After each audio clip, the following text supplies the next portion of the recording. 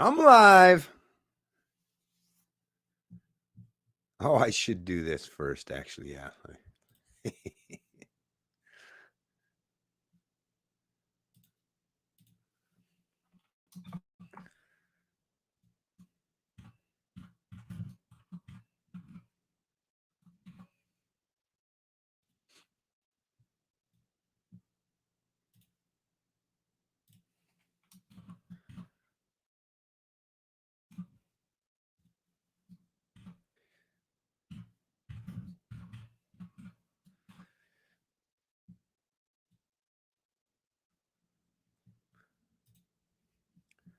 Just give me a second or two there, folks. Trying to make sure that everyone's getting the notification.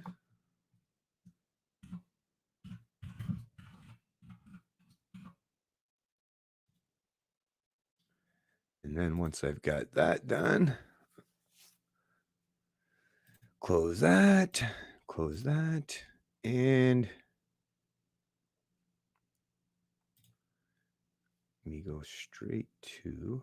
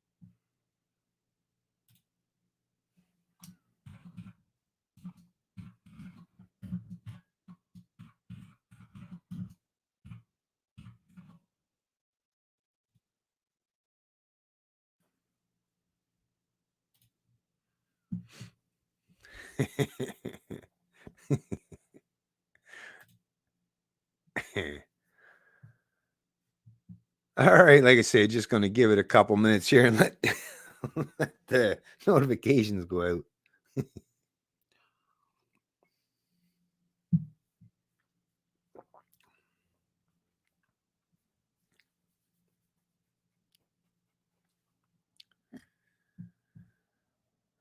All right.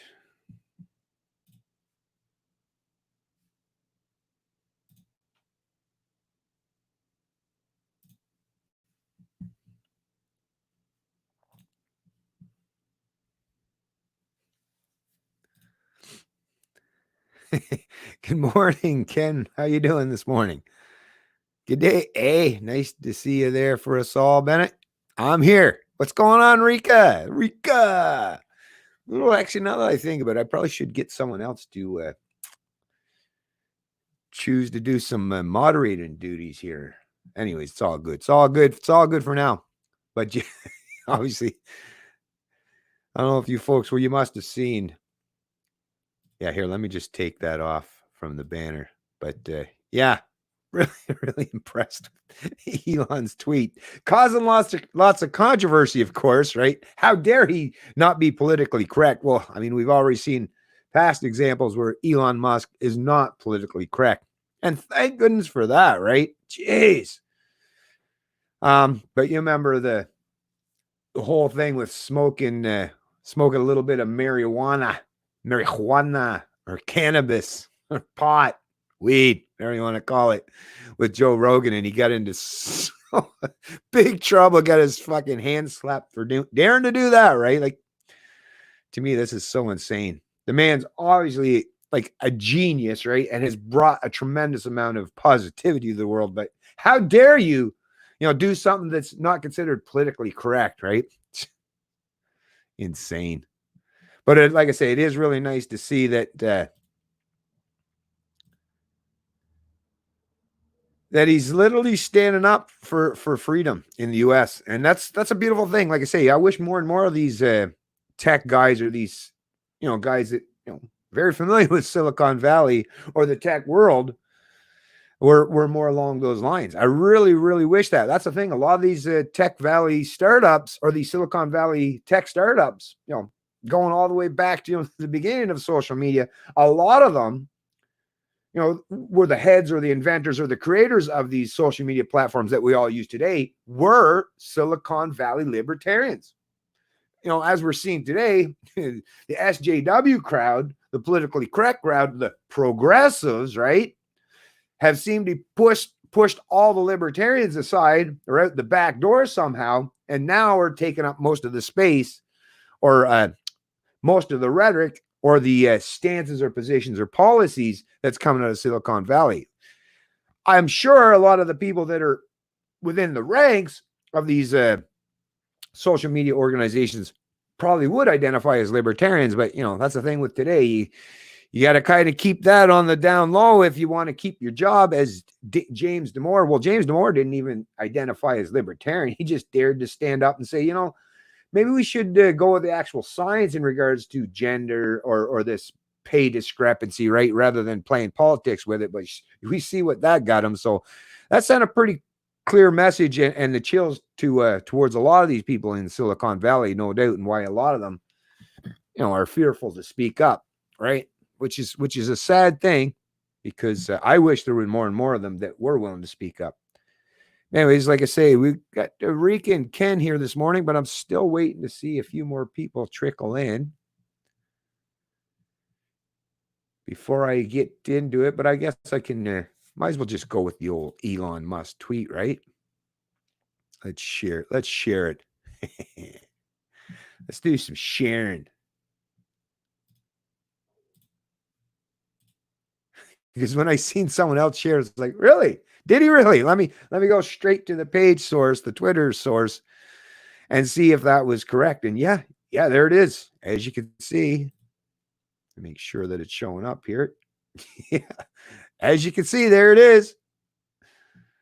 Free America Now. And it's the pinned tweet. So not only did he express it and mean it, but he wants you to really know how well he does mean it by the fact that he's pinned this tweet to the top of his page. Of course, there's actually some other tweets that you might be interested in checking out as well, because I was kind of going through his Twitter page. The one below that is hospitals in California have been half empty this whole time. Interesting, right? And then, of course, actual data reference. This is from California COVID-19 hospital data and case statistics. And this looks like it's a link straight from the California government. California HHS server crashed. Maybe it has COVID. he's got a sense of humor anyways, right? And then, of course, he's tweet, Bravo, Texas. Texas restaurants, retailers, and other businesses can reopen Friday. I swear there's another one down here too, I believe, where I think he even shared the two doctors in that California healthcare institution down there. Well, they I guess they own 7 of them, but I'm sure I'll get to that here. But look at this. There's this one, and I'll be covering this actual article actually here in a short bit. Give people their freedom back, says Elon Musk. I agree. Opinion, do lockdowns save many lives? And it seems like most places the data says no, based on this article and based on the data. And then, of course, the tweet under that, Silicon Valley has become sanctimonious valley. Right on, Elon. Too much the moral arbiter of the world. Yeah, I'll give that one a like as well, right? Snowing in Texas. Now, where was that?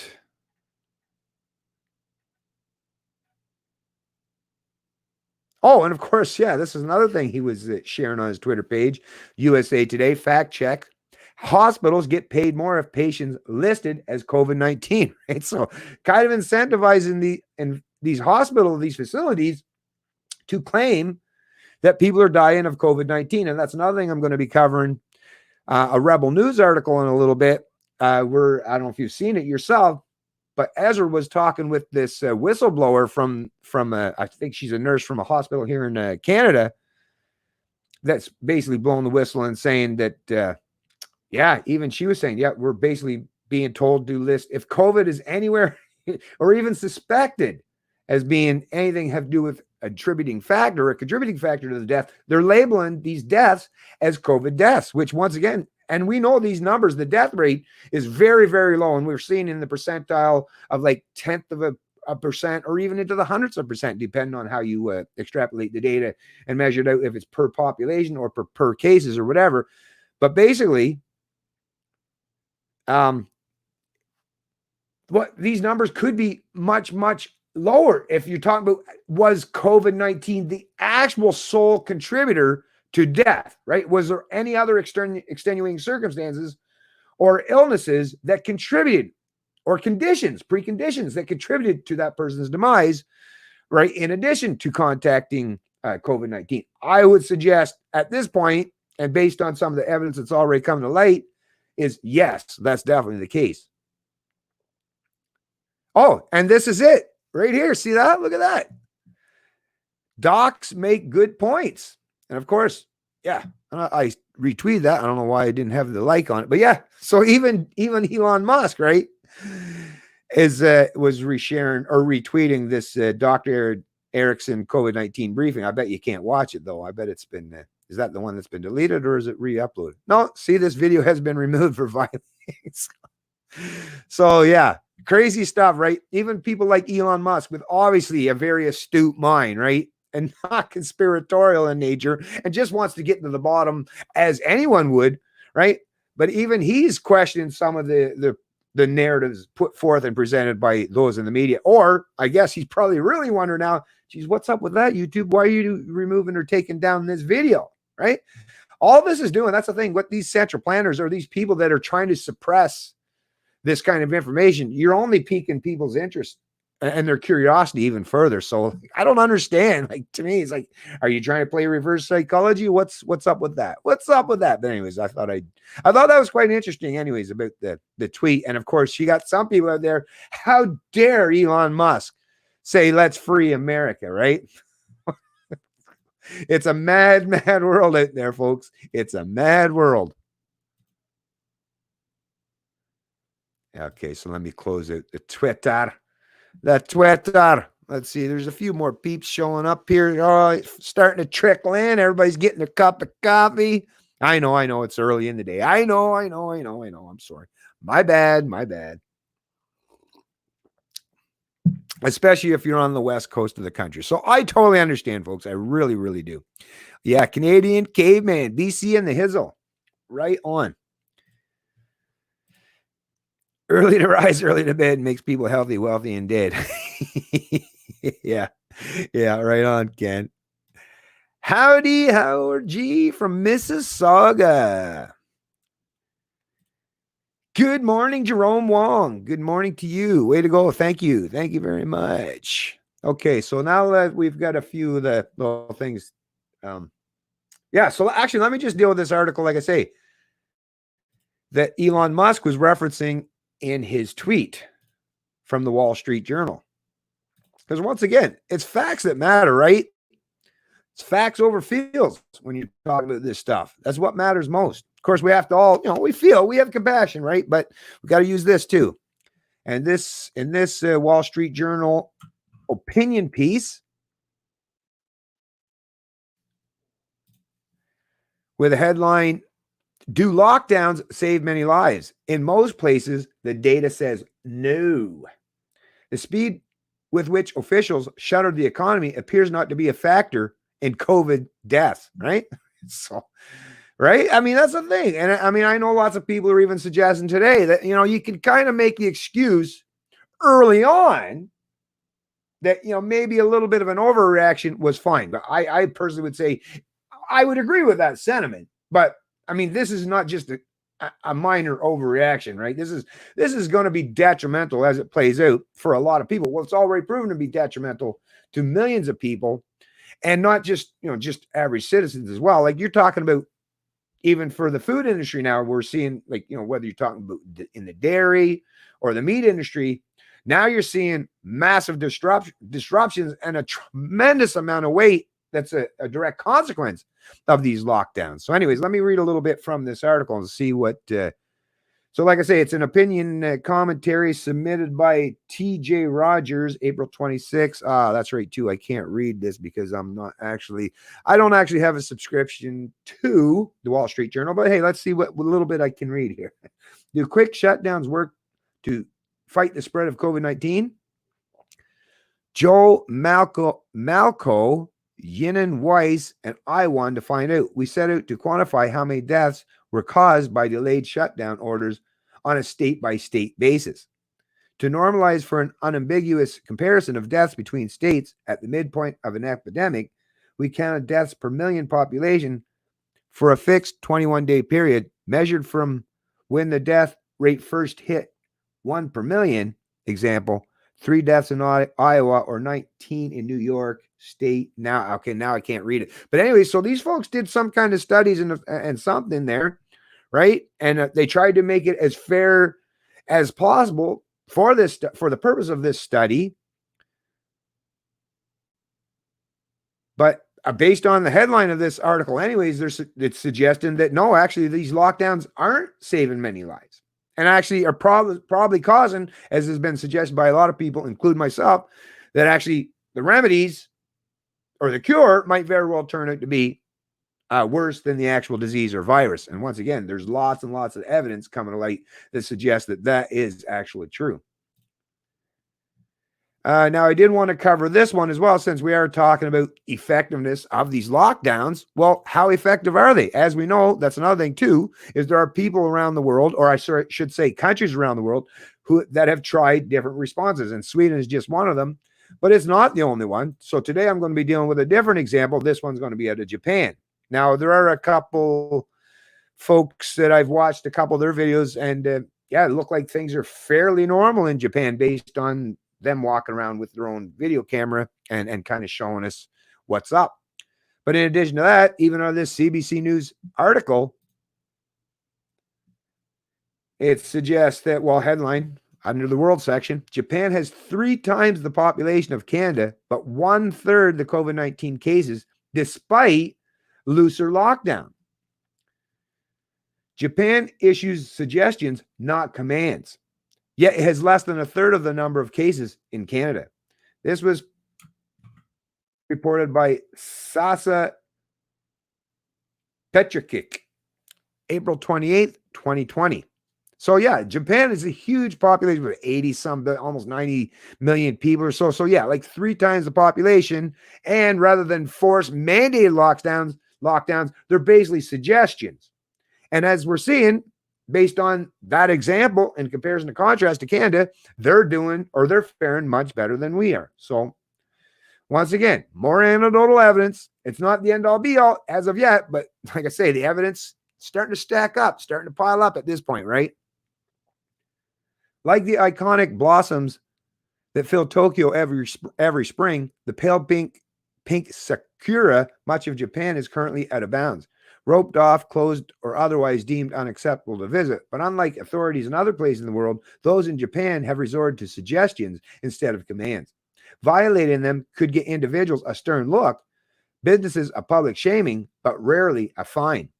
The declaration of a national state of emergency was meant to send a signal, but the change has been incremental. So once again, it's another example of a government of a state treating the citizens of that state, which, as it should be, right? They're supposed to be there to serve, right? That's the whole pretense, or used to be the pretense of those in government, was to serve the public, right? Not to control, to manipulate, or dictate. But like I say, things have flipped completely upside down, especially in the West these days.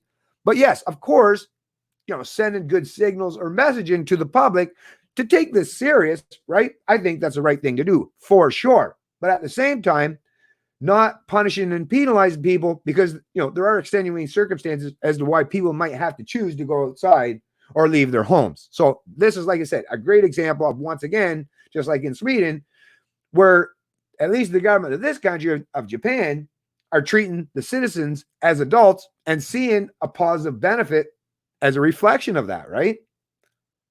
Physical distance is a goal, not a national obsession, partly because it runs up against Japan's rigid work culture, which usually requires long hours in the office. Tokyo's morning rush hour is lighter now, about 30 to 50% of normal on the trains into downtown, but commuters still rub elbows on benches, escalators, and platforms. And as you can see here, like lots of people ooting about, right?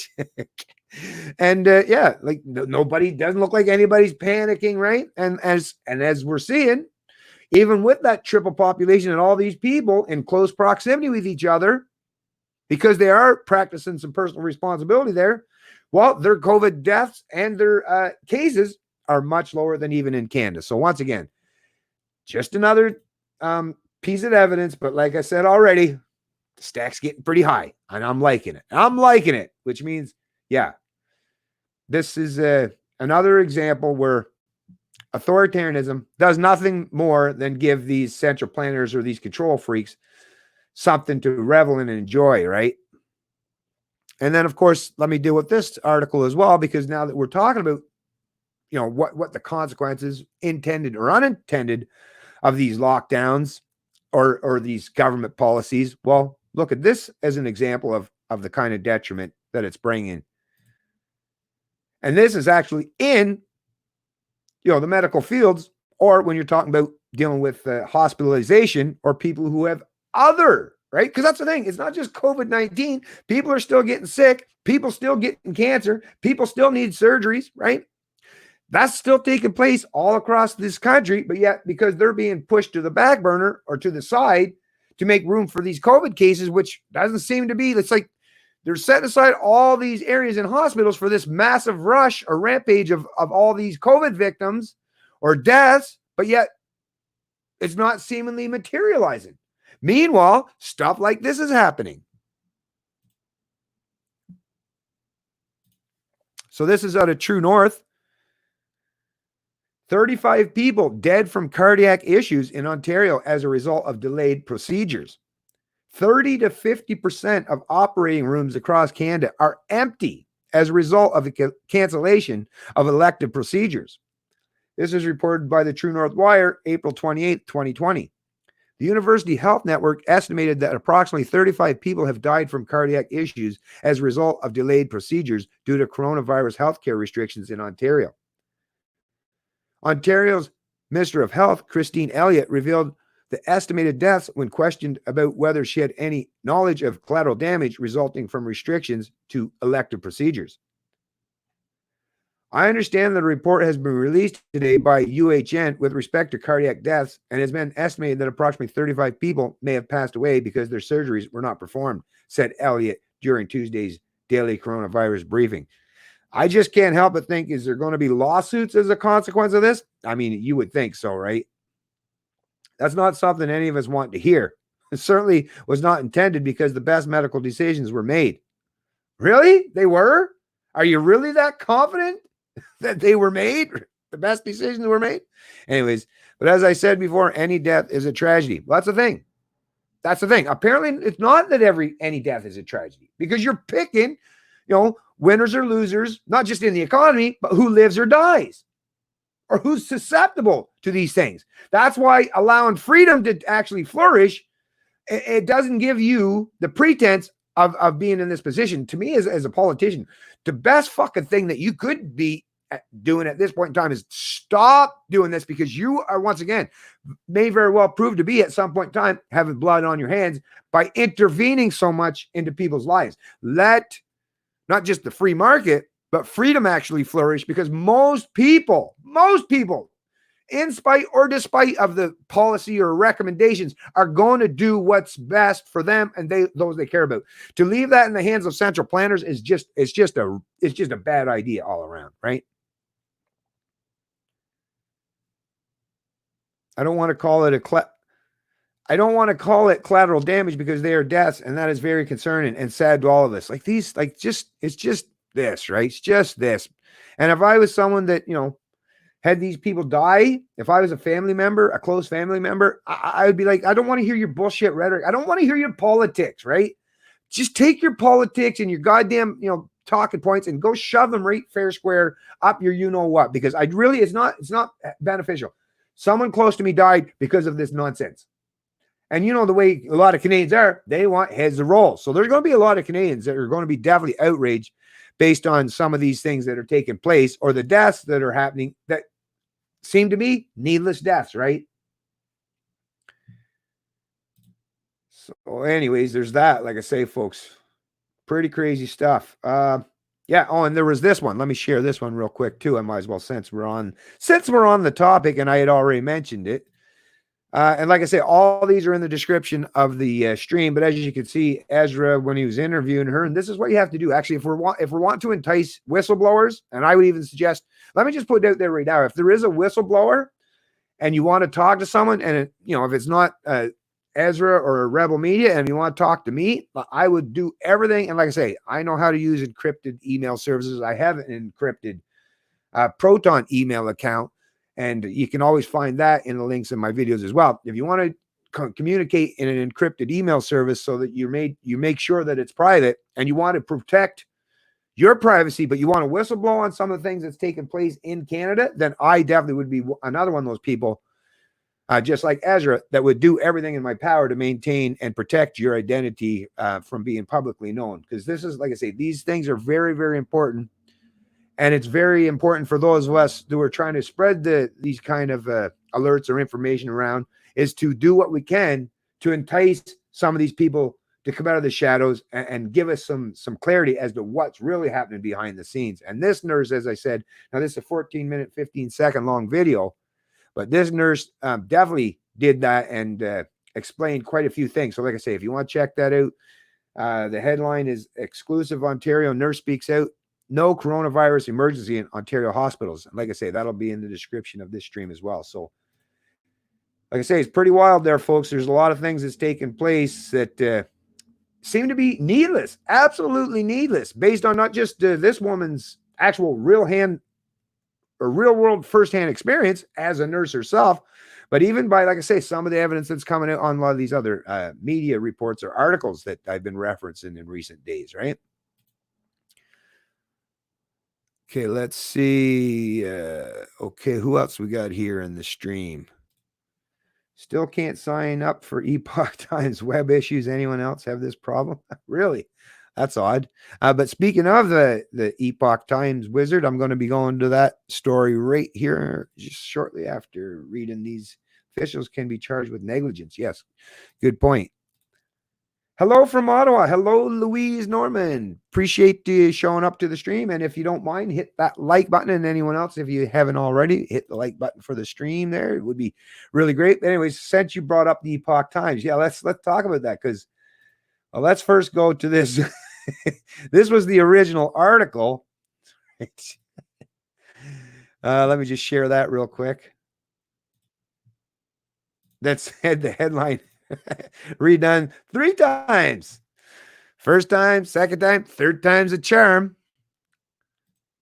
And I was actually covering this in my last stream, if you remember, this particular article. Like I say, that they've had to, and of course, you'll see what the original headline was. Well, but you see that CBC's had to go back in and actually completely rewrite the headline to reflect reality. Because, yeah, that fake news that they were putting out, yeah, they were called out on that.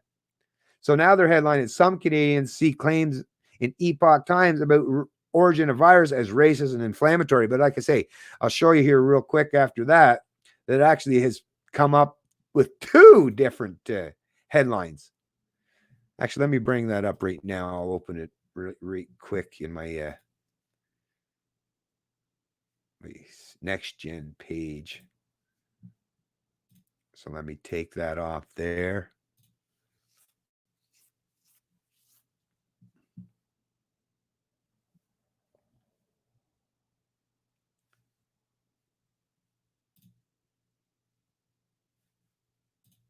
There we go. It's taking a little while to load. Yeah, here it is. Okay, so let me share this with you, folks.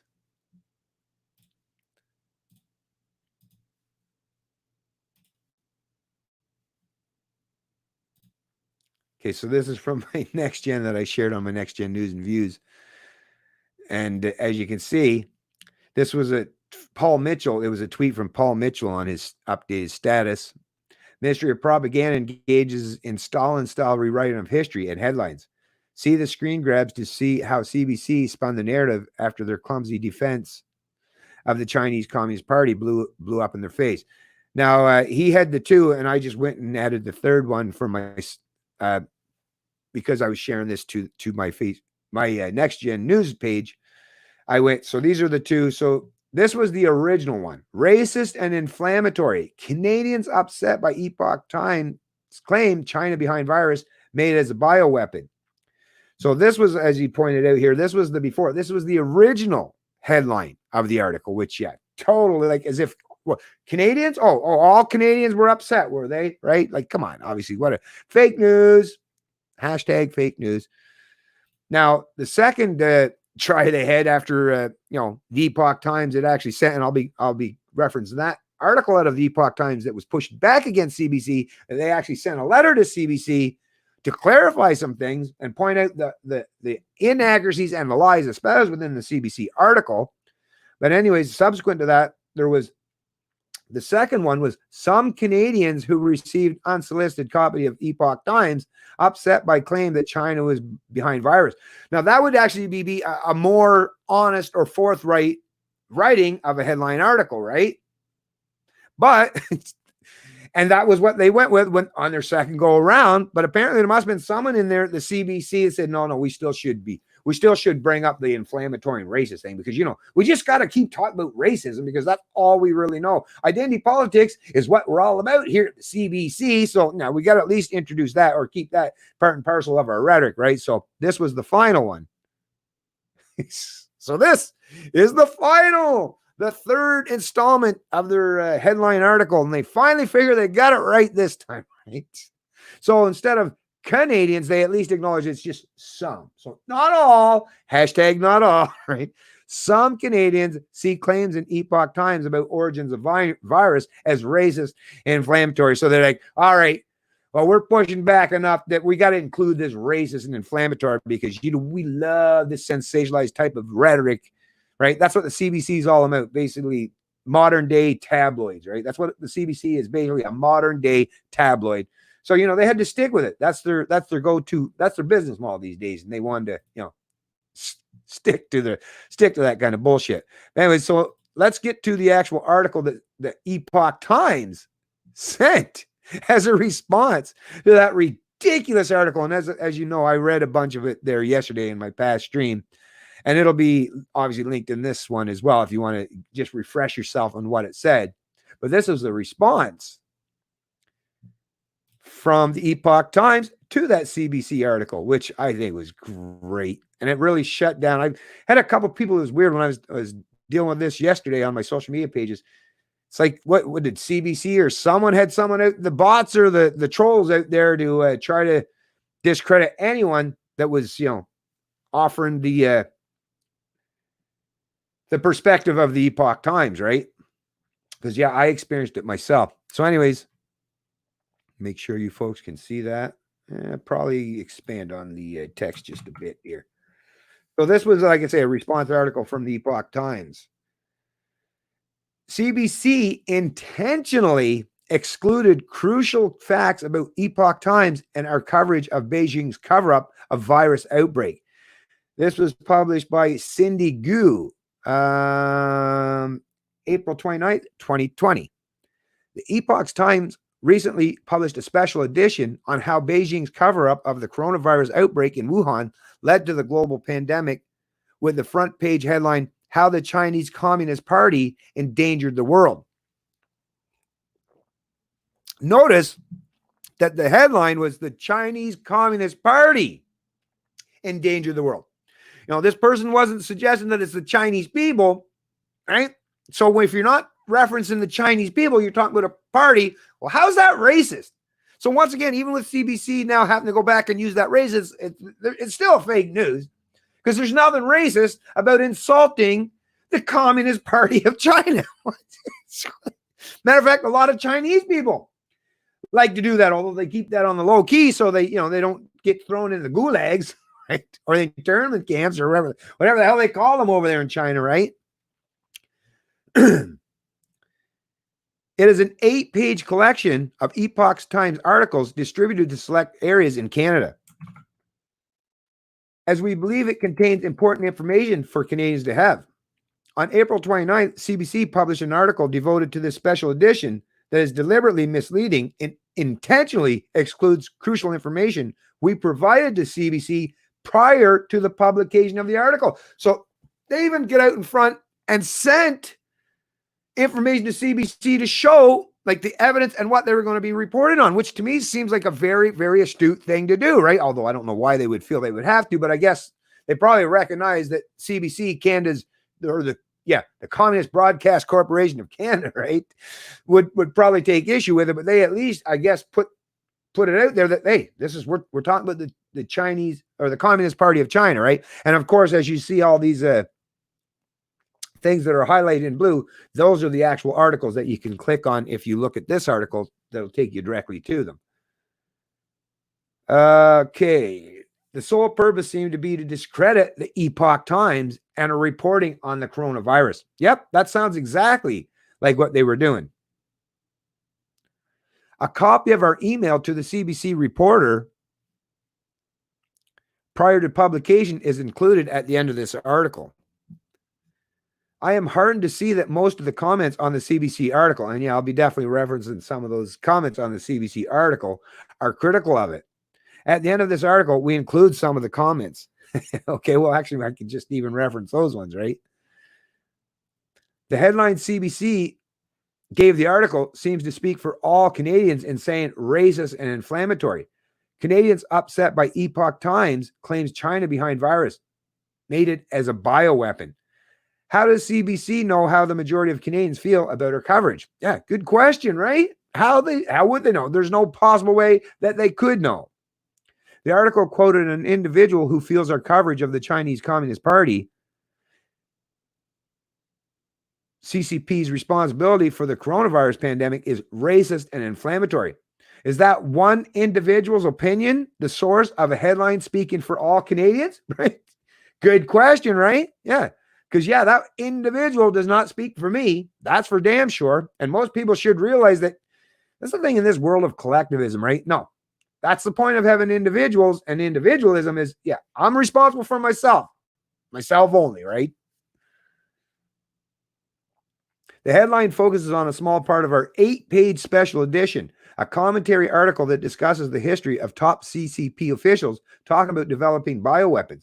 But this opinion article did not state that the Wuhan lab was developing bioweapons, contrary to the claim in the headline. CBC purposely omitted that we are founded by Chinese immigrants, which was stated in the email to the reporter. We are the media telling people that this pandemic is not the fault of the Chinese people, but it is the fault of the Communist Party. The Chinese people have been victimized by the CCP's handling of this pandemic.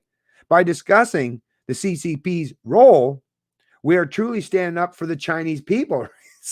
Exactly, right? The Chinese people were the ones suffering. I mean, we've seen the examples out there early on where they were even welding people into their homes or their apartments, right? So yeah, the Chinese people have gone through, I mean, a lot of deaths, a lot of stuff's happened in China as a consequence of this outbreak, right? So these people are just trying to, report on the facts and hold the CCP to account. But apparently CBC, took issue with that, right? Which just really makes you wonder what's up with that, CBC? Making the truth about the CCP's role clear will also help eliminate racial tensions, right? Exactly, because if you're pointing towards the government, then no, it has nothing to do with racism. It has to do with holding people in government to account. CCP propaganda is the origin of the identification of the CCP and China, and the CCP works continuously to emphasize this, not only in its own state-controlled media, but in media around the world. This identification enlists the Chinese people's patriotism and Westerners' concerns about racism to defend the CCP. And so people's noble motives are used to enmesh them in the CCP's ill behavior. If people read our paper, they will understand these issues better, right? So yeah, don't go by what the CBC says. Go to the source themselves, read it for yourself. That way you will be properly informed as to what they were actually saying. There is no balance in the CBC article. The reporter purposely chose a few voices that have one-sided opinions and use that to discredit us. The article does not include comments from any individuals who might disagree with CBC's criticism. Well, that's just the way CBC functions. Yeah, if anyone in the Epoch Times ever watched this video, yeah, that's just the way the CBC. They don't want the counter narrative. They don't want an alternative perspective offered. The only time they'll do that is if it's all, like I say, all the perspectives, slight variances, but all in promotion of the state or big government. It's just, do they prefer like the left or the right? Or, right? So no, you're never going to get a libertarian perspective or a perspective that's actually truly against the state entirely, right? That's just not the way CBC rolls. MG, I wonder why. Because it's Canada's state broadcaster, right? In fact, we have received a great deal of feedback via phone or email regarding this special edition. Many Canadians are highly appreciative of our work. Sometimes people call our office and are very critical, but when we talk to them, we often find that they didn't take time to read our content, but just glanced at the cover and jumped to a conclusion. When we explain our content and ask them to read it, they often change their attitude and opinion. That's kind of like me. Yes.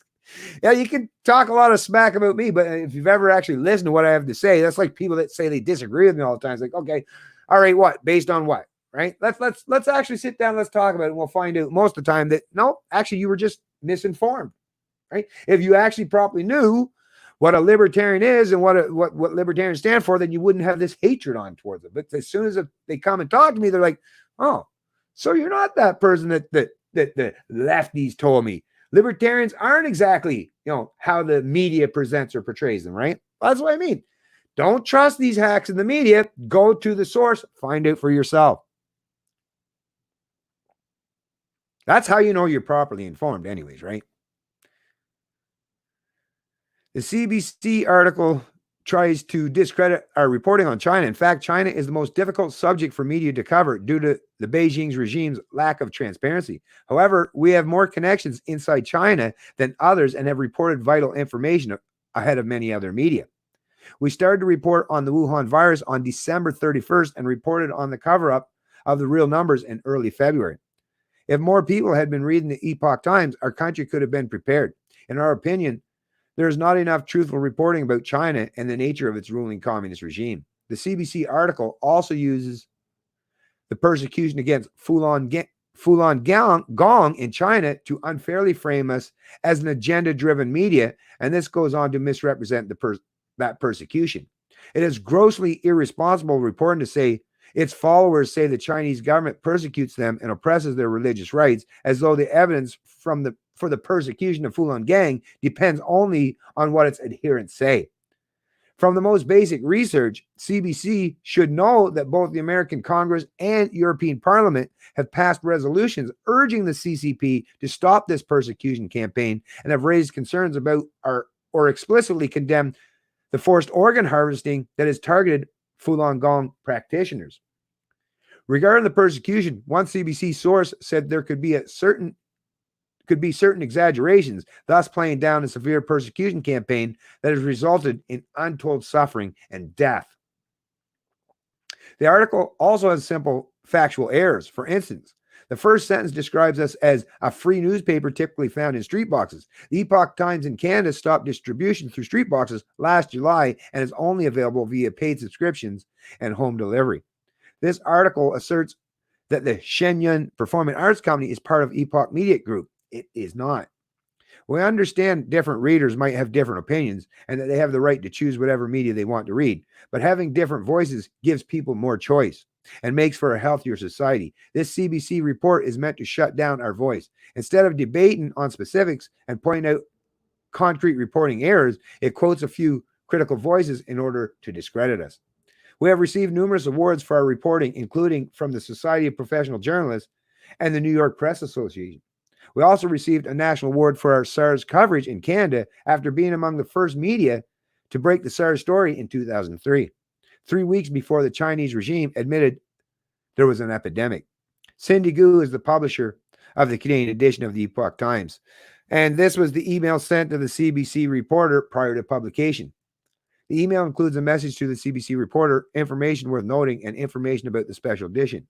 Hi, Katie. Thank you for your inquiry. Now, I'm not going to read this in entirety. It's quite a long letter. But like I say, Very well done. And listen to the way this article or this response was put forth. These people sound very professional, very to the point, and seem to be concerned with actually, holding the Communist Party of China to account. And they're basically a bunch of expats. I believe some of them live in the United States currently now and stuff. But these are people, and of course, they obviously have connections. If a lot of them are from China or were persecuted in China, yeah, they would definitely have the connection. So this seems like a good source, right, that anyone would want to have in terms of having the ability to report on what's happening in China. So, and like I say, it seems like a very well articulated article, and the information that presented seemed to be on point and something that I would suggest most media outlets should be thankful to have these people to do this kind of reporting. But anyways, let me move down past that letter about the special edition. Okay. That's just talking about the special edition. Anyway, so yeah, okay. Actually, because they did have some selection of readers' comments on CBC, but I thought the ones that let me see. Yeah, let me get to the ones here, because they obviously selected their own, but there was a few that just by looking at the commenting is now closed for the story. Yeah, here, let me just get some of the ones that are most recent. There was 3,080 comments on it. Anyways, let me stop this and scroll on over to that CBC article that they were pulling those comments from. There we go. And let's read some, because I was reading some the other day as well, or yesterday, and it's pretty well. It's like even CBC loyalists and people that comment and frequent CBC's website can see right through the kind of lies and deception put forth by that article. I went to, as you can see, I went to the most liked. You can go to most liked, most replied, most active, and featured comments. To me, most liked, is usually what I choose, because it's what people like the most, right? And seems to be the most important that people, and if it's most liked, chances are they probably agree with it as well, right? So anyways, so this one was from Helen Clark. When Chinese President Xi Jinping acknowledged that suppression of information about the virus to the point of arresting physicians who went public about it and airing a campaign discrediting their competence on their national broadcasting corporation, was that also racist and inflammatory? A government doesn't have a race. Criticism of government, therefore, can't be racist. If Canada was accused of the same, would it be racist and inflammatory? And of course, they don't include the R, because you have to talk in code nowadays so they don't, delete your comments and stuff. This is how crazy we have to function in this world these days. It's so crazy. The politically correct, the PC police, right? Just because where was I at? Why? If Canada was accused of the same, would it be racist and inflammatory? Why? Why not? Just because the Chinese government is comprised of people of one race doesn't make criticism of that government racist. Government representing only one race, on the other hand, could be perceived as such. So anyways, obviously someone that, is pointing out some of the same things, right? The writer has fallen into this trap so many do, and conflate the Communist Party of China with the country of China and the Chinese people. Very disappointed to see a story so slanted in favor of the CPC. Oh, you mean the CCP? It's Conservative Party of Canada. Anyways, yeah, the CCP is not China and not the Chinese people. By the way, any kind of ordinary research would have told the author that many security agencies around the world are calling for an investigation of this lab, as is the entire country of Australia. The backlash from China is to threaten trade sanctions against Australia. So once again, right? And Bruce Chesson might have not been manufactured, but the truth is thousands are dying around the world because of the decision of a dictator trying to cover it up. I don't understand why the media are so protective of the Communist Party of China, which has no respect for human rights around the world. China is run by a dictator. And if he would be in charge of the U.S., he would be many times worse than Trump, right? But that's the thing. I mean, the CBC almost on a daily basis, although they're a little bit preoccupied with COVID right now, but they still love to still slip in the odd anti-Trump article, at least on a daily or every other day, or at least on the weekly basis, right? constantly. I mean, for basically ever since Trump has come to power, or even when he started running as president, CBC has been busy constantly with the anti-Trump rhetoric, just constant. But yeah, say anything bad about the Communist Party of China? No, apparently that's not allowed, right?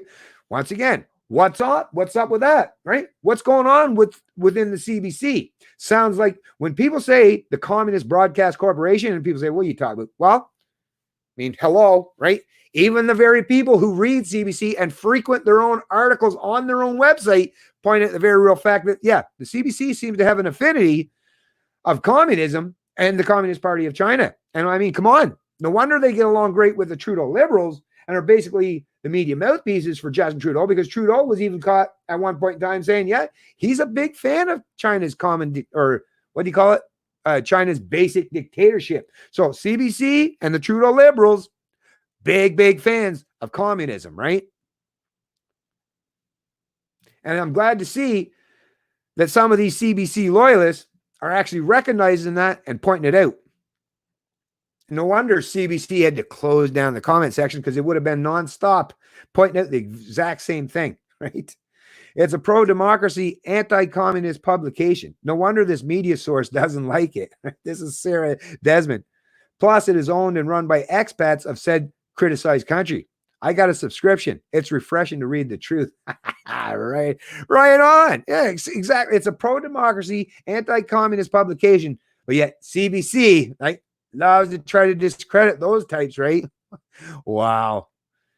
I'm offended that Canada's state broadcaster is disseminating Chinese Communist Party propaganda with Canadian taxpayer funding.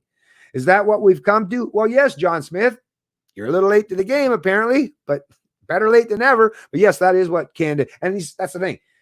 Taxpayers don't choose to fund, right? Now we're forced to. So it's not like we voluntarily choose to support the CBC. Not on your life, not from people, especially a lot of people like myself. Like it's disgusting that I have to be forced to pay for basically a propaganda outlet that I constantly have to battle against, right? I literally have to pay for the people that I have to constantly, point out their lies and their rhetoric and the propaganda they espouse in their articles, right? It's unbelievable. They get paid to do it.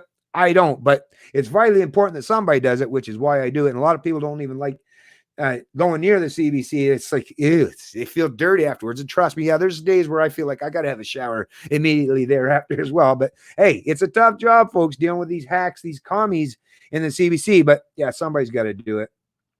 This is not racism, Peter Maestro. Damning the CCP is not damning Chinese citizens. Why? The CCP was not elected by the Chinese people. Right? Little thing called dictatorship. Didn't Xi Jinping give himself basically now he can be in charge?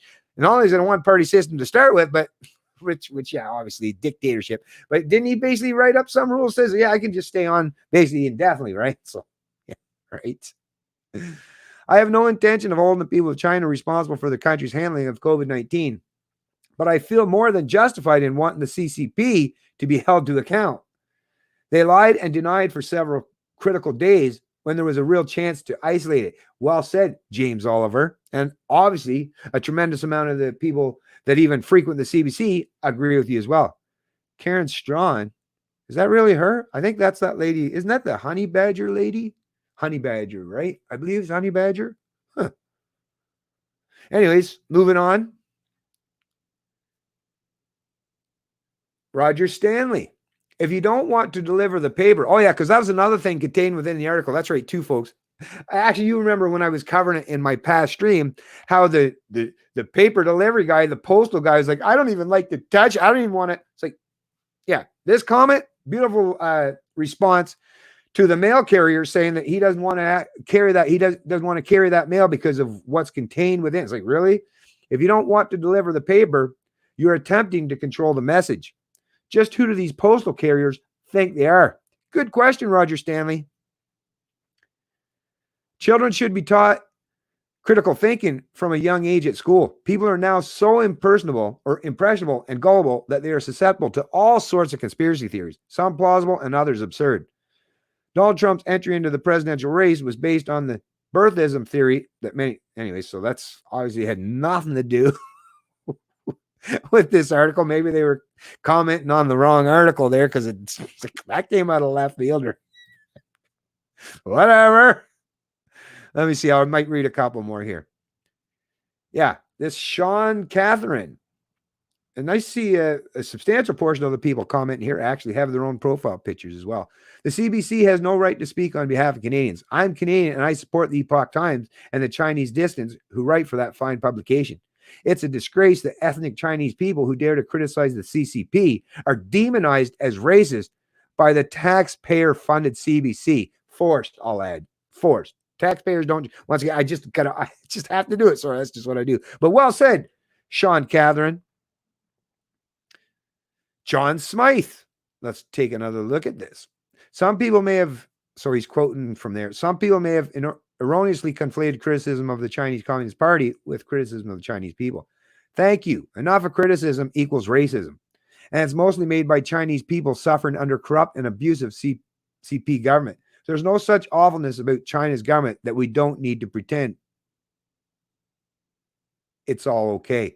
Anyways, I'll just read this last one and I'll be moving on. Freedom of the press. If you don't like it, then put it in the recycling. Nobody's forcing anyone to read it. I get all kinds of stuff in my mailbox that goes straight to recycling.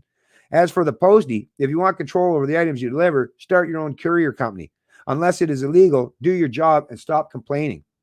It's getting really bad that everyone wants to shut down anyone who disagrees with them. Social media platforms have turned themselves into propaganda cogs by letting some lies through, some not, some truth through, some not. Inform yourselves and make your own decisions. Well said and great advice, Alexander Borgia. So anyways, like I say, folks, I'll close that one up, but very, very interesting to say the least, right? Very interesting to say the least that even CBC loyalists are pushing back against that kind of nonsense. Now, there was just another video that actually I'll just move past that. It was basically the CBC player on their actual CBC website. So I'll close that because it's basically referencing the exact same thing. But then there was this. I will show this, right? Which I found weird because what it is the YouTube video must have went out quite a bit subsequent to the article, because the article had comments open, and as we all know with CBC, like very heavy, like in terms of restricting what articles you're allowed to comment on. They're very selective on what articles you're allowed to actually comment on the CBC, as you already know, right? If it's anything that's controversial and they don't want you to, or anyone to see what you have to say, they'll close down the comments. But if they want to gauge your response, they'll leave it open. Or if it's something that's just not controversial to much degree, then they'll leave it wide open, right? So it's all selective for sure, based on the politics, right? It's all political decision making.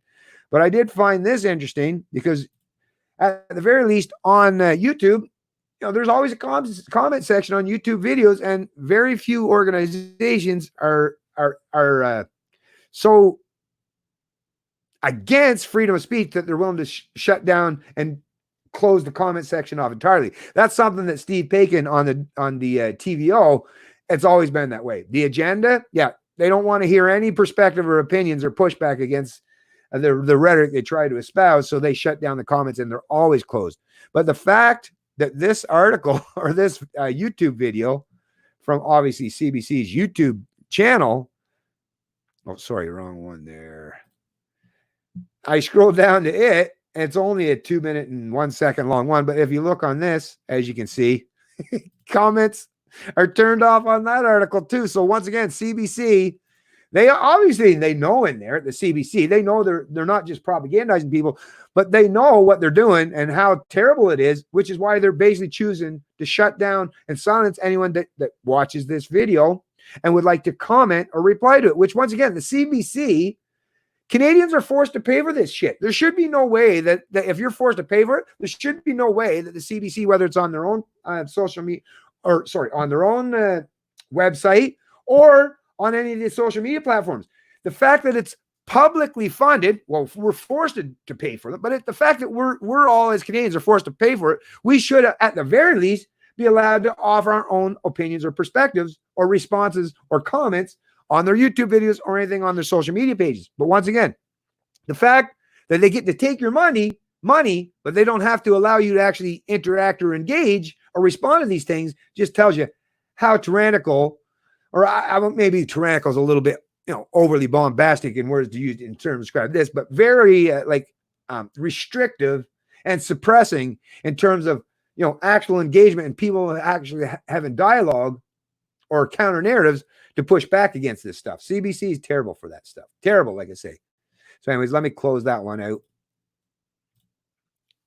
And then I'll get back into the where are we at here?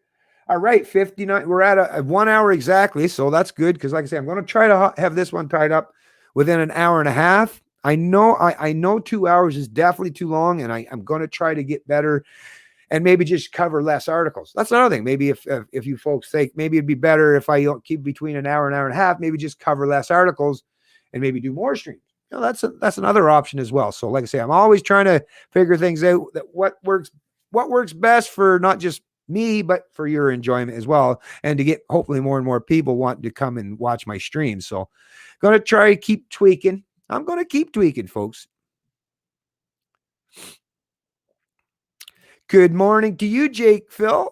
More? Oh, wait, no, I missed one here. Sorry. Barbara Harwood Genrod. Good morning to you as well. Looks like you got a fine family there, is it? I believe. What's going on? Faco XB. That's quite the username, I gotta say.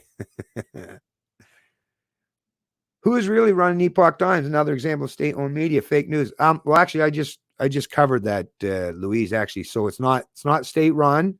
They actually told who they are. Right? These are people that are part of a press minority group from China. They're expats. A lot of them are now currently living, I believe, what they're saying is the United States.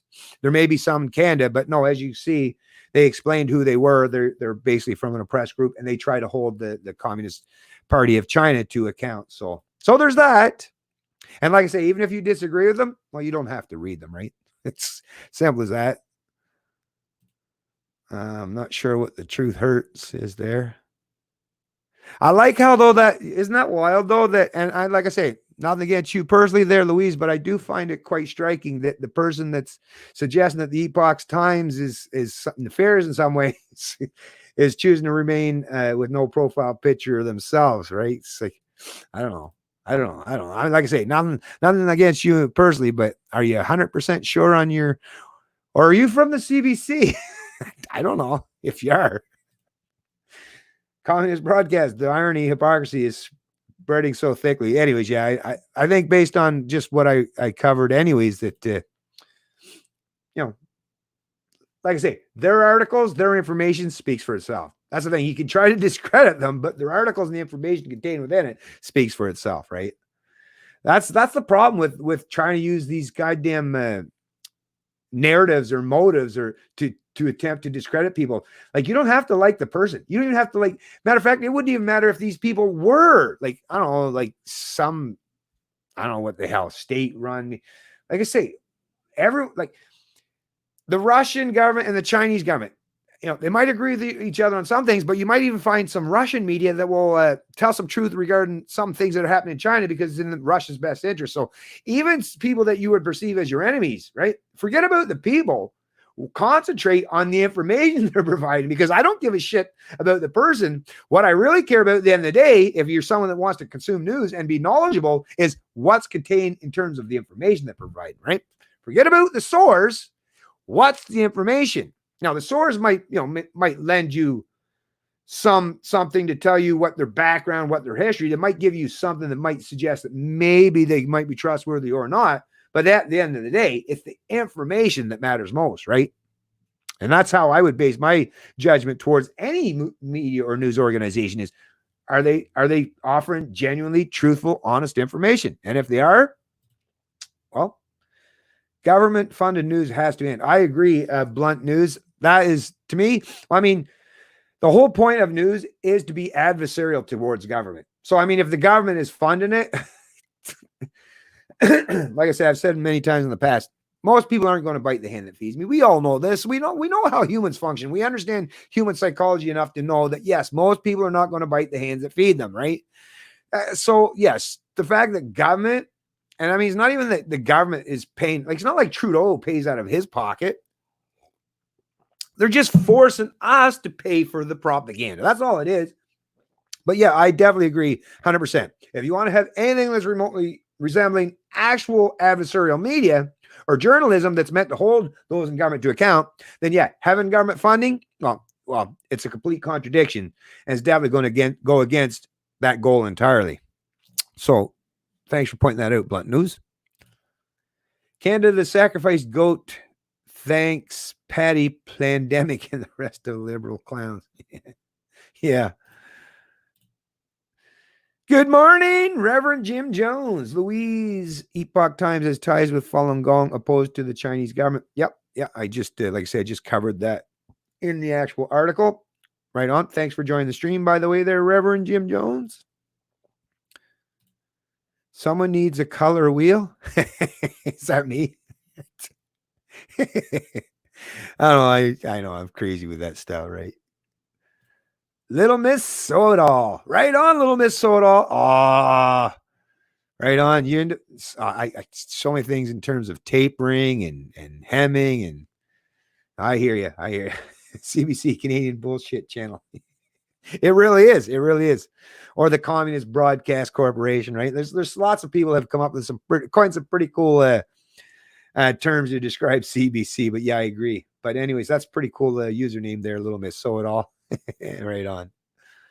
If you wouldn't mind, actually hit that like button, and anyone else that's in the stream so far, if you haven't already, do it as well. That'd be greatly appreciated. The CBC, a propaganda arm of the permanent government. Yeah, liberty or death. And thanks for joining the stream, liberty or death. It is the propaganda arm. It definitely is, for sure, right? And of course, because Canada tends to lean towards the liberal government, it's basically like the propagandist arm for the liberals. But yeah, they'll repeat and regurgitate conservative talking points. Oh, that's the thing. That's why the conservatives historically in Canada has always been called the progressive conservatives, right? Or most of modern times, I should say, is because there's very, very little difference between the two. It's the LibCon duopoly. It is a reality in Canada. Like, they're so closely aligned to each other. Like, you know, a conservative is supposed to be a conservative and a liberal is supposed to be a liberal, right? But the overlap and the cross-pollination between the two is to the point, it's really hard to discern the difference, especially when you're talking about policies and breaking it down, whether you're talking about economics or social policy, right? It's really, really hard. Matter of fact, if you didn't put the actual branding on top of it and you just put the stance, like the Conservative Party stance on, you know, policy issues all the way through them, social or economic, and then the Liberals, and you didn't, like I say, didn't say which was which, you'd be like, shit, I'm not 100% sure. Is that the Conservatives or the Liberals? I don't know. Let me flip a coin. And chances are you'd probably be correct, right? Because not a whole lot in the difference. There's no genuine, put it this way, there's no such thing as a genuine conservative party in this country, nor is there actually an actual liberal party in the classical sense. What a proper liberal is meant. They're all just different iterations of authoritarian collectivism, right? It's just modern iterations of them. Now, in the past, you know, you would have called them communists, socialists, fascists, you know, Nazis, National Socialists, right? More concerned about the nationalist things and in-group preference in terms of skin. But like I said, the iterations of them have always been authoritarian collectivism. There's no parties in Canada, establishment parties in Canada, that actually acknowledge, recognize, and promote the supremacy of individual rights over the collective, right? No, that was something that only took place at the very early beginnings of the founding of the United States. And as we've seen, that's been eroded over time because, you know, authoritarians, collectivists, they always find their way. You give them, like I say, even leave the back gate open just a tad, just a smidgen.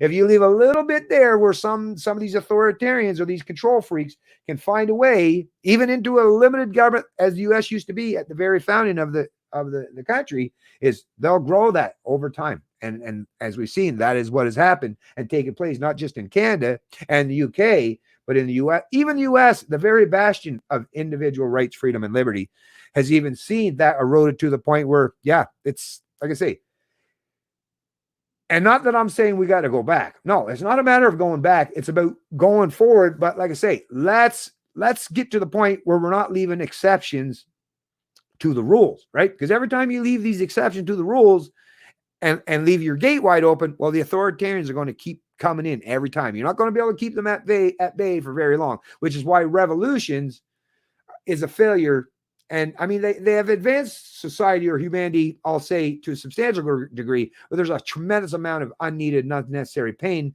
death, and destruction that takes place after these revolutions. And what does a revolution do? Basically make sure you end up back at the same point once again. I don't want to continue on that insanity loop, that cycle forever, for eternity. No, humans need to evolve, right? Which is why I coined the phrase evolution, or true liberty requires evolution, intellectual evolution, not revolutions. Because what it is liberty, freedom rests and resides in the mind. So we need to get people up to adopting this modern intellectual evolution.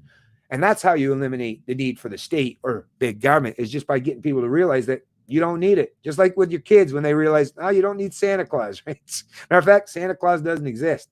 It was all make-believe. It was all a trickery. Those gifts actually came from mom and dad. Just like today, you don't need government to have health care or roads, right?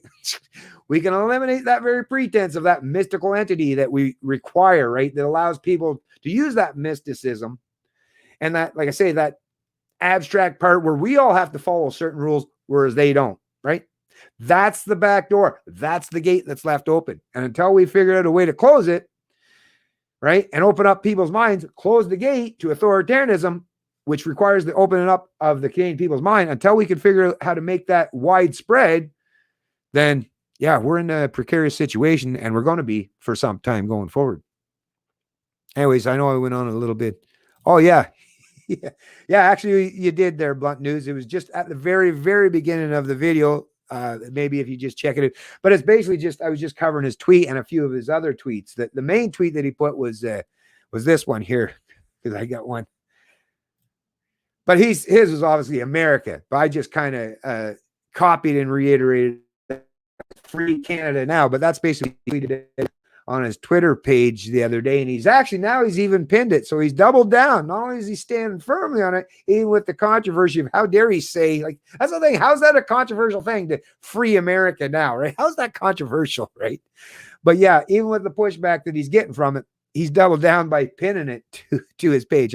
Something I've always kind of liked about that guy. And this, makes me like him even more by the simple fact that he seems to be one of those libertarian leading guys. And like I say, with a big old mind on his shoulder, right? Just like Peter Thiel and like I say, part of the tech world. And I'm hoping these guys can really be leaders, especially for the younger people coming out of Silicon Valley and the tech world, so that they have people to look up to who truly are in positions of leadership and are libertarians themselves and all about defending liberties, right? That's really, really important, because the younger people require that, right? They need people that they perceive are in leadership positions, right? That then they feel more accountable to it. Right now, they're looking out there, and the only people that are seen to be in these in these leadership positions are these so-called progressives, or the promoters of identity politics, right? And those people are leading by terrible examples, right? It's all about silencing, suppressing, and denying people their rights, freedoms, and liberties, or pitting us all into little groups or boxes and pitting us against each other.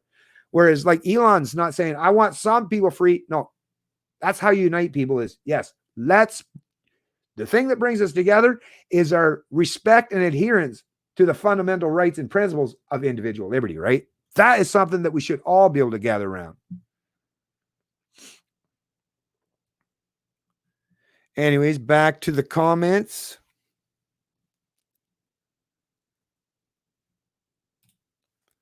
I Googled it. There are 5 so-called libertarian governments on earth. I was shocked there were any. And then I read which countries were, and I was right.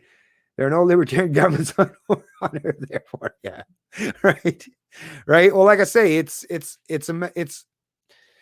what it is you would require to have a structure where the people that live in your country actually understand the fundamental principles of liberty. And like, because we have no new places to travel for any of these social experiments to take place or take hold, we have to, like, we're basically trying to reinvent the wheel. And because the authoritarians already live among us and already have a lot of power or influence over the controls or mechanisms of power, yeah, it's going to be really difficult, which is why it's not something that liberty is not going to come back by way of politics or by ballot, right? True liberty is going to come by way of the information age, just like back when people had to rely on the Gutenberg press to get people up to speed and understand like the science, like the scientific method and rejecting of some of the old world way of doing things, right? That's what the printing press actually did back in the day, helped rather than just a small elite group of people understanding these concepts, is it expand that out to even to just the average man or woman. Well, today in the information age, like we can have that on steroids, supercharged, right? And that's the only way we're actually going to get to the point where people actually truly understand, respect, and adhere to the fundamental rights and principles of liberty, where you actually can have, well, that's the thing. You wouldn't even be able to call it government at that point in time, right? Because that's the thing. It can't be called government, because government by its very nature is a contradiction in terms, because government seeks to rule over people, or government seeks to have the ability or the authority to do things that no human being is allowed to do. Like I'm not allowed to go take any portion of my neighbor's paycheck against his will. That's called theft.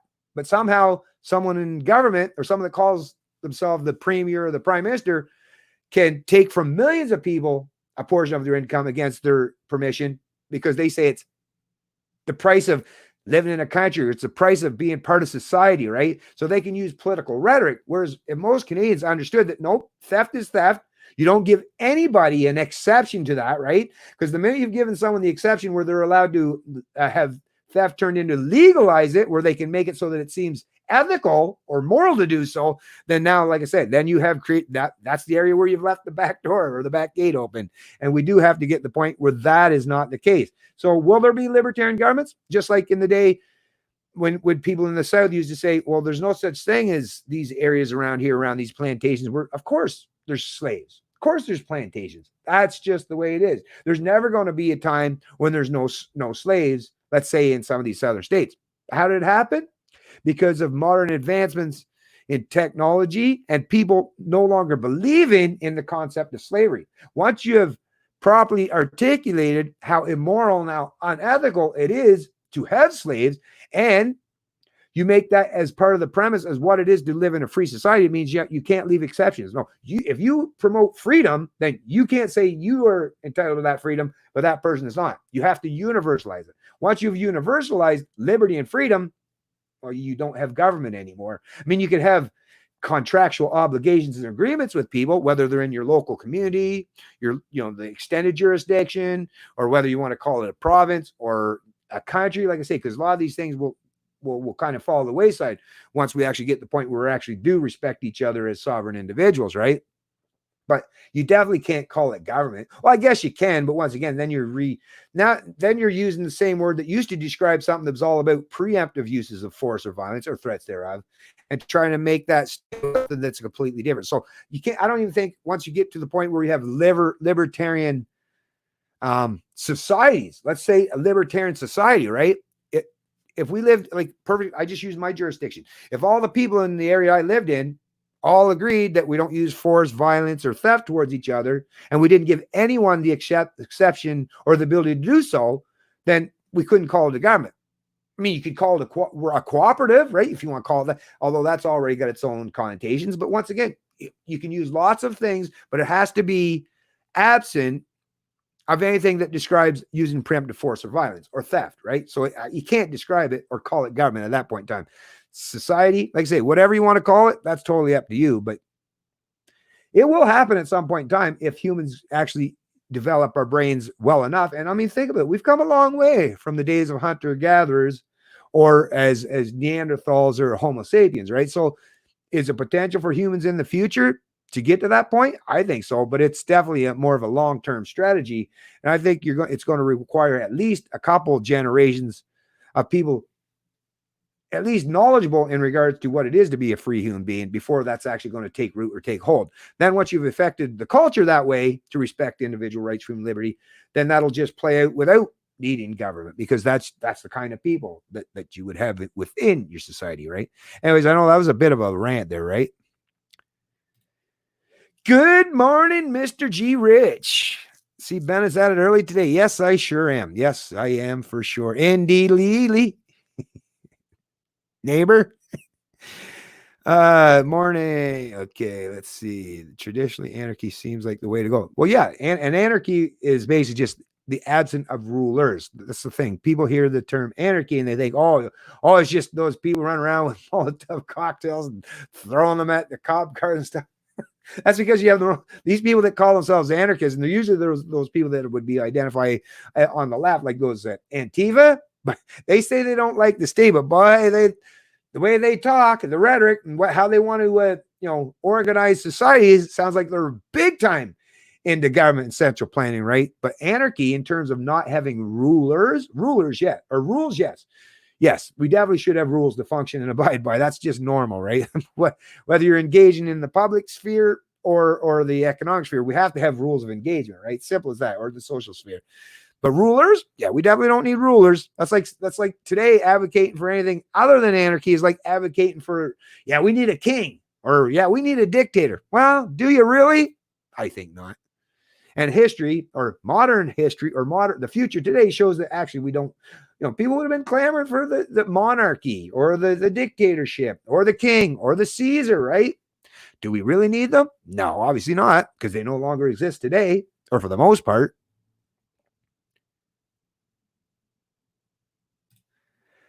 You may be able to win any debate, but that doesn't make it a working idea. Yes, that's true. Exactly. That is true, right? You could try to tell people all kinds of truth and logic and reason, but if they're unwilling to pay attention to it, or it goes against what their own personal wants or desires are, like maybe some people just like to steal. It's just like, hey, it's a whole lot better than going out working for a living to earn that money, right? It's so a lot easier to just go. So I get it. Yeah, of course. But that's what I mean. But those kind of people, like with freedom of association, freedom of movement, right? If you had that, then these kind of people, you wouldn't. I mean, that's the thing. In these communities, would we allow the thieves to want to take up residence? And matter of fact, if we had thieves among us, yeah, in a free society under voluntary means, yeah, you make it really, really difficult for those thieves. That's the thing. If you're a thief and you're going around the community and taking from people against their wishes and their permission, well, maybe the local gas station won't serve you gas. Maybe the local bank won't cash your check. Maybe the local grocery store won't sell you food. Going to make it really difficult for you to still function within that society if the people in that community hold you to account and hold yourself to a particular standard, right? No government needed, just people and personal responsibility and accountability, right? But yeah, I definitely agree with you. Yes. NASA has some big ideas also, yet they cannot replicate their perfect ideas either. Yeah. Okay, we'll see when he reads it. How long ago am I? Let me see. 12:23. What? Oh my God, I'm way back. Sorry, you folks have been talking up a storm here. Damn it. Okay, let me read here. Project Veritas released a video this morning with several funeral directors. Seems to them a lot of people are being improperly labeled virus death. Yes. Well, like as I was covering earlier on there, if you didn't, oh yeah, you probably come a little bit late there, Mr. G. Rich. But I was covering a little bit earlier on, and it'll be linked in the description of this stream, where there's that nurse that was being interviewed by Rebel Media, by Ezra from Rebel Media. And she was pointing out that, yeah, a lot of them are being labeled as COVID deaths when they're not. They're just, they seem to be wanting to do this. And I mean, in the US, we've heard about now hospitals are being paid more if they list them as a COVID death. So incentivizing doing that, right? Yeah. Yeah. That's what I'm getting to. A lot of them anyways. Yeah. Sorry about that, folks. I'm way behind, aren't I?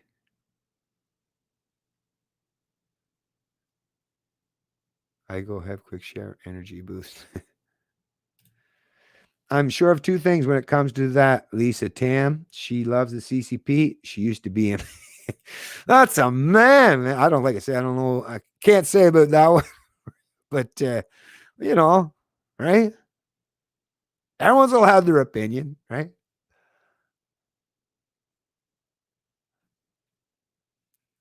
Trump will stillskin. Legacy media normally has all comments turned off. Don't want or need our feedback. Yeah, exactly. Yeah, I hear you there, Trump will stillskin. That's a cool username, by the way. Okay, now I've scrolled down here quite a bit. Okay. I seen Gail in the Project Veritas released with. Okay. Now we're getting down there. Globalist news is just as bad now. Oh, global news. Yeah. No live chat on the government. Oh, really? Jesus Christ. Unbelievable, huh? Unbelievable. It's like, do they not realize, like, when they do that stuff, that it's like, they love treating us like children. It's like, what the hell? But anyways, it's like they're not. I don't understand why they don't realize that they're detrimental to their own credibility by doing these things, right? No live chat on CBC, CTV Global during dictator's speech today. Really? Holy crap, man. Believe this CPAC chat was taken off because of me. Wow. Well, they're desperate to keep everyone silenced and shut up, huh? I ripped on Trudeau during every second of his press conference. Wow.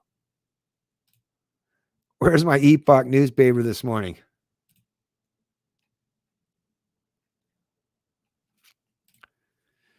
Please get rid of that. All that red, folks might confuse you. Hey, I just I change up my colors all the time, folks. And yeah, no, I ain't going to change how I dress just to suit people because people might get triggered. If they do, whatever, man. I use different colors all the time. Like, I don't know, you've been around long enough to know, Terry M. I've seen you comment many times. You know, I have lots of different colored dress shirts and I change them up all the time. Ban the CBC. No. Go with purple. Purple is definitely one of my favorite colors. I like purple. It's very libertarianish, purple. Government funding isn't our taxes. Trudeau is giving our tax to other countries paying so-called victim funding from Serb Corp bailouts. Government, well, that's how government funded is through taxation. Theft or extortion, whichever word you would prefer. But purple is my birthstone. Cat hiss just overrated hate on purple. Purple's birthstone? That's sweet. That'd be cool. I have a crappy one because I was born in November and it's like some goldy color. What is it again? I don't know. It's a pretty lame color, but it is what it is. Elon dimming brightness of his satellites. Well, yeah, I think he was going to do that because it's something to do with people that are on the ground that are observers and they're worried about, light pollution in terms of being able to, observe, do the astronomical observations.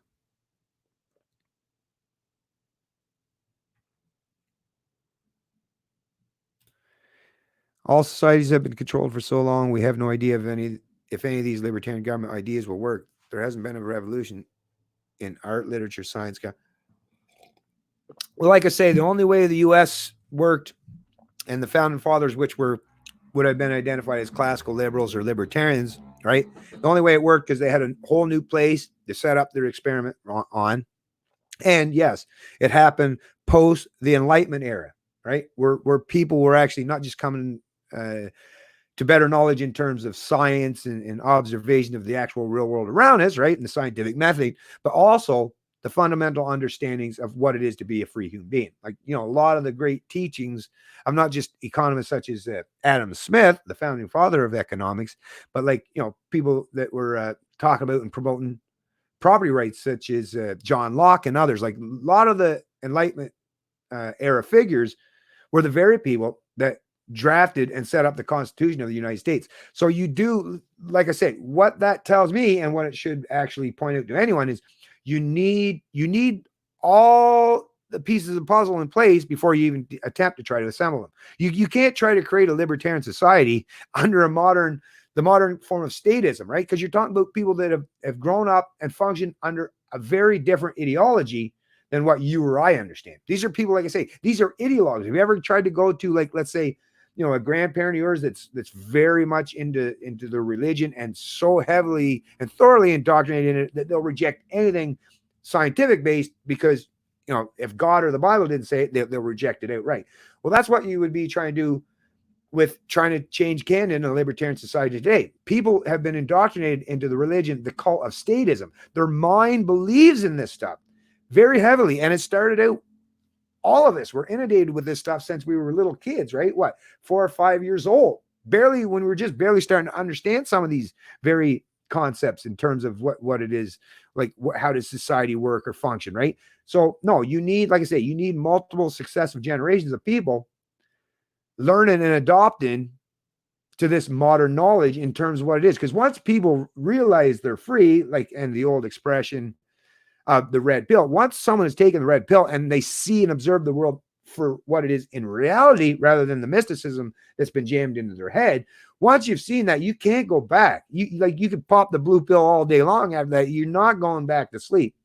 So really what has to take place is, like I say, that intellectual evolution that is required. And it has to happen in a fairly substantial, or on a fairly substantial scale. But luckily, we live in the age of information. In the information age, we can reach a tremendous amount of people in real time. The problem, what's suppressing the ability from getting to that point, are the gatekeepers that are silencing and suppressing our ability to get out there. I mean, that's the thing. We're all like me. I've been perfecting. I'm still a long way from there, but I've been spending the last 10 years or so perfecting my knowledge, or gradually increasing my knowledge. The unfortunate part of that is most of my Canadian fellow Canadians aren't, because I can't reach out to them. There's no way for me to contact them because a lot of my stuff is suppressed or people don't share it. Then I can't get, because really all it needs to take, I just need to be, or me or other people, we just need to be able to reach out to enough people and expand on their knowledge to get them up to speed what it is to be a free human being, and how you don't need government for all these things. And once you've proven all this stuff and they see the logic and the consistency and the universality and the kind of things that I talk about, then, like I say, once they've had the red pill, they're not going back. The problem is in Canada, what, maybe a few hundred, right? So still quite a long ways away from that point, which is why I keep telling people all the time, I know it's frustrating. I wish we could hasten this pace. I wish we could, ramp up the speed to where we get closer to that point, but we can't. It's not something that you can do arbitrarily. Unfortunately, there's a methodical approach that needs to take place. I mean, there are some things that can heighten the speed. Like right now, this COVID-19 outbreak would have been a perfect example to show the incompetence of government and how much government fails the people.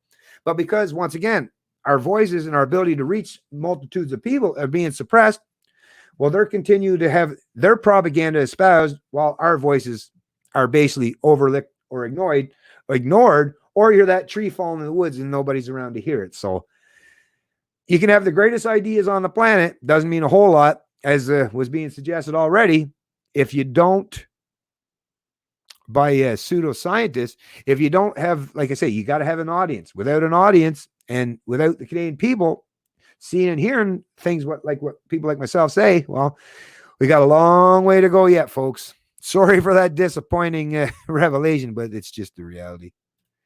Oh yeah, is anybody going to Ottawa July 1st for the big old protest?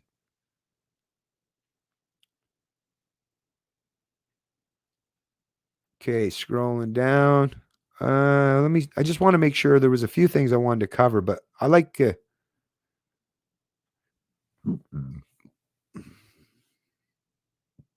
oh yeah, there's always going to be a need for leaders. You ever sit down, try to do anything, perform any task? Leadership has to be like, that's just the reality, right? But yeah, rulers, definitely not. Are any other Canadians starting to smell the coffee here? No, wait, it's not coffee I'm smelling. It's it's the humanity. It's bullshit. Right on. No, you can't. You definitely cannot legislate common sense. That is 100%, which is why people, when they think, oh, if we just like, how many times, how much legislation, like just in my 50-year time frame, well, not quite 50 yet, I will be towards the end of this year, but in that 49 and a half year time frame, right? Laws have only increased, constantly encroaching and infringing on our rights and freedoms and liberties. And has it made society better? I wouldn't say so, right? So it just goes to show, yeah, you can't legislate morality or, as Terry M suggesting, common sense, right? That's like I say, that too is a long-term project and it requires personal responsibility. And actually, it's much better if each of us are doing that in our own homes with our own children rather than relying on a central planner to do it for us.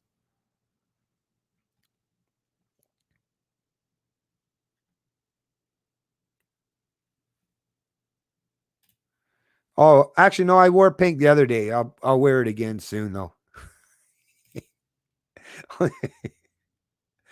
Man, I don't go for like I don't know. When I was younger, it's like people like you can't wear pink or you can't. It's like I do what I goddamn well please. I don't really care if other people because some people do like it, right? It's all when it comes to that stuff, like or especially fashion or hairstyles. It's like that's all subjective, man. There's nothing objective about that. Right? Like, you might like blue, another person might like red, whatever. To each their own, right? Only after Trudeau's speech is over in the comment. Okay, hold on. Oh, they opened it up after the speech was over. Thanks, Jerome Wong. Well said, CL government is to govern or rule over rather than a protectorate to protect your individual. Yeah, exactly. I mean, if you just look at how government functions, right? But that's the thing. We're sold a bill of goods and we're told that there are representatives. Well, of course, they tell us that so that we believe that, well, we should conform and they only have our best interests and they're all benevolent and they all go into these positions because they want, like I say, we've been sold a bill of goods, folks. We've been sold a bill of goods. And fortunately, a lot of us, and as like Jerome here and many of the people, or I would say most of the people in this chat, recognize that instinctively, or they've put themselves in a position where they're knowledgeable enough to see it and observe it in reality. I'm probably going to leave the rest of them up because we're at about an hour and 35 minutes. Like I say, I'm going to try to keep these ones fairly short these days, but I do appreciate everyone showing up. I did have a few more to cover, but I'm going to try to keep these videos at least under the 2 hour mark. And since we're just barely over an hour and a half, I think it's a pretty good time to tie it up. I'm just going to look real quick. The Epoch Times. Yeah. Nope. I think we covered it pretty good. That Epoch Times. Yeah, I'm going to save the rest for my next stream, folks. So I want everyone to enjoy the rest of the day. It looks like it's a pretty decent day here on the old East Coast. I'm not sure how it is across the rest of Canada, but if you're having good, fine weather today, yep, make sure you're enjoying yourself and maybe getting a little bit of that sunshine out there too, because it's. I don't know about you folks, but here on the East Coast, it's really nice to see it now. It's been a long time, old friend. Well, no, it does prop up once in a while, but it's been pretty cool on the East Coast for quite a while. Actually, this was a long winter on the East Coast. But it's like I say, the warmer weather is finally starting to come around, and I'm glad to take advantage of it. And actually, hopefully, this whole COVID thing will start to subside in the warmer weather, and people can truly get back to work and actually having a life. So, everyone, have yourself a great time today. We'll see you in the next stream. It's Canadian Libertarian. Oh, wait. Oh, no, I already mentioned about, yeah. So I'm having that conversation. Let me just say this before I finish it up. So I'm having that conversation on Friday with the EDA president for the PPC out of Nova Scotia. We're going to have a conversation in regards to the whole PPC and the fallout. And I don't know, like I said, that'll prove to be a fairly interesting conversation.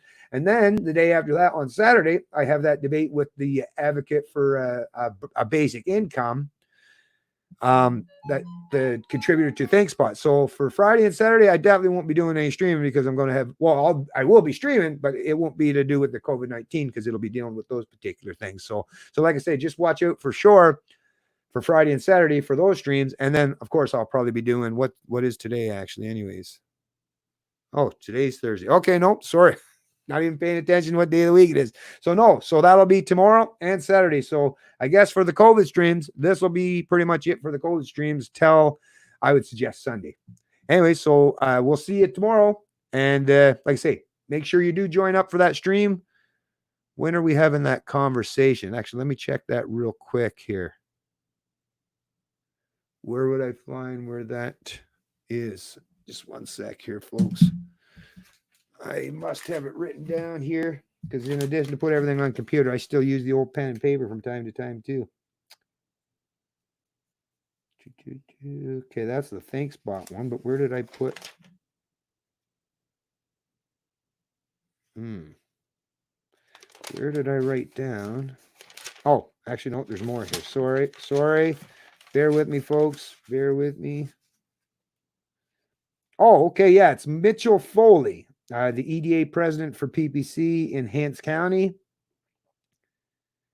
Oh, so it's 2 p.m. Atlantic time. 2 p.m. Atlantic time is when we're going to be having that discussion regarding the PPC and the fallout, and I don't know, seemingly why I've been left to the side of the road or whatever. Right? Anyway, so that'll be, like I said, that should prove to be an interesting conversation. And like I say, that'll be at 2 p.m. Atlantic time. So we'll look forward to seeing some of you folks there. And everyone have a great day. It's Canadian Libertarian, and I love liberty.